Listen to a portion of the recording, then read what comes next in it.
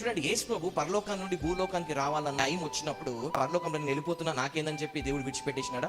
ఆయన last second వరకు ఉన్నాడు. మన భూమి మీదకి వచ్చి కూడా మళ్ళీ ఆయన పరలోకం ఆరుణం అయ్యే వరకు శిష్యులకు కానీ ఆయనకు అప్పచెప్పిన పని త్వరగా అన్ని కంప్లీట్ చేసిన. అవునా, నా టైం అయిపోయింది, నేను ఇక్కడ వెళ్ళాలి, నా టైం అయిపోయింది, ఇది చేయాలి, ఇంకా ఇది చేయాలని ఆయన వర్క్స్ అన్ని ఏం చేస్తున్నాడు? ఆయన కంప్లీట్ చేసుకుని పోయినాడు. ఒక చిన్న వర్క్ కూడా దేవుడు ఏం చేయలే, ఇన్కంప్లీట్ చేసి నాకెందుకని చెప్పి విడిచిపెట్టి పోలేదు. సో మనం కూడా ఇప్పుడు నెక్స్ట్ ఇయర్ వెళ్తున్న ముందు ఈ ఇయర్ లో మనకు అప్పచెప్పిన వర్క్స్ మనం ఏం చేయాలి? కంప్లీట్ చేయాలి.